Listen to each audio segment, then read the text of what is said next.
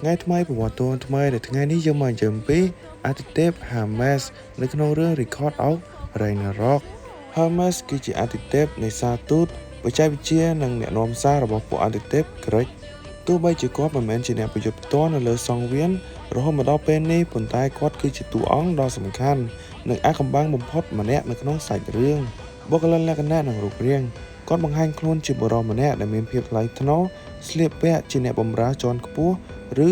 Butler មានចរិតស្ងប់ស្ងាត់ជានិច្ចភាពវៃឆ្លាតរបស់អាទិទេព Hermes គឺជាព្រះដែលមានប្រាជ្ញាខ្ពស់បំផុតគាត់គឺជាព្រះមួយអង្គក្នុងចំណោមព្រះផ្សេងទៀតដែលអាចមើលធ្លុះនៅក្បាច់វាយប្រហារដ៏លឿនរបស់ព្រះដតី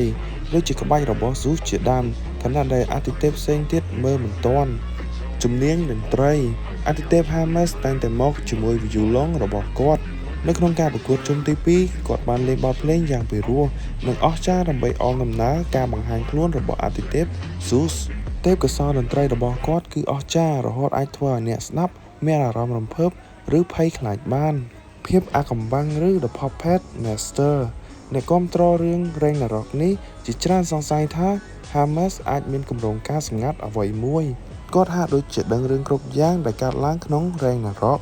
គាត់តែងតែផ្ដល់ដំបូន្មានឬការវិភាគយ៉ាងស៊ីជម្រៅទៅកាន់ព្រះដទៃទៀតដូចជា Ares ដែលតែងតែឆ្ងល់និងមើលមិនយល់ពីការប្រកួតមានពេលខ្លះគាត់ហាក់ដូចជាកំពុងរៀបចំភាពភ្ញាក់ផ្អើលនៅពីក្រោយឆាកជាងគ្រាន់តែជាអ្នកបម្រើធម្មតាសមត្ថភាពប្រយុទ្ធបើផ្អែកលើការប៉ាន់ស្មានទោះបីជាមិនទាន់បានបង្ហាញសមត្ថភាពពិតប៉ុន្តែមានឈុតខ្លីៗដែលបង្ហាញថាអាទិទេព Hermes អាចនឹងខ្លាំងមិនធម្មតានៅក្នុងអតីតកាលមានការបះបោររបស់អាទិទេពAdamas ដែលត្រូវជាបងប្រុសរបស់ Zeus Hermes គឺជាអ្នកជួយរៀបចំផែនការនិងកំទេចកងទ័ពបះបោរយ៉ាងស្ងប់ស្ងាត់គាត់មិនដែលបង្ហាញភាពភ័យខ្លាចចំពោះមុខអំណាចរបស់ព្រះណាឡើយ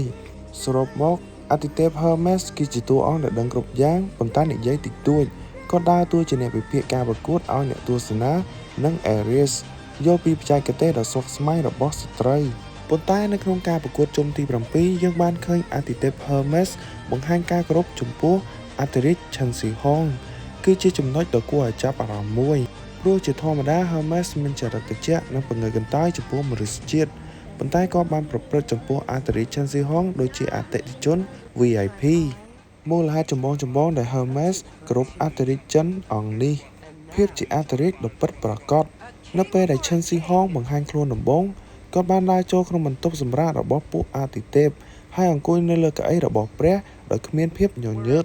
ជំនួសឲ្យការខឹងសម្បារ Hermes បែរជាបង្ហាញស្នាមញញឹមនិងការគោរពទៅវិញនោះក៏ព្រោះតែ Hermes ទទួលស្គាល់អំណាចនិងភាពជាអ្នកដឹកនាំដែលចេញពីខាងក្នុងរបស់ Chansey Hong ដែលជាអធិរាជដំបូងគេដែលអាចបង្រួបបង្រួមផែនដីបានភាពថ្លៃថ្នូរនិងសុជីវធម៌ទោះបីជា Chansey Hong មានភាពក្អឹតក្តូមបន្តិចមែនប៉ុន្តែរាល់សកម្មភាពរបស់គាត់គឺពោរពេញទៅដោយភាពថ្លៃថ្នូរ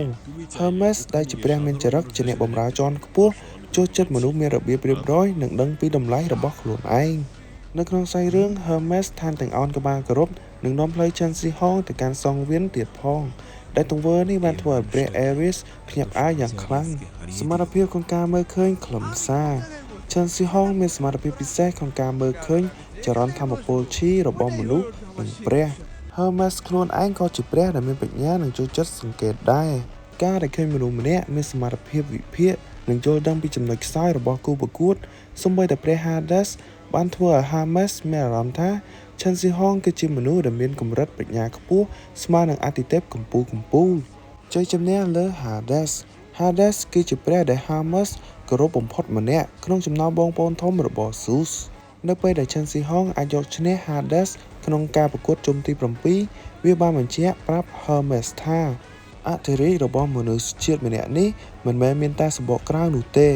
ប៉ុន្តែមានតែកម្លាំងនិងឆន្ទៈដែលអាចធ្វើឲ្យរង្គើដល់ឋានសួគ៌បាន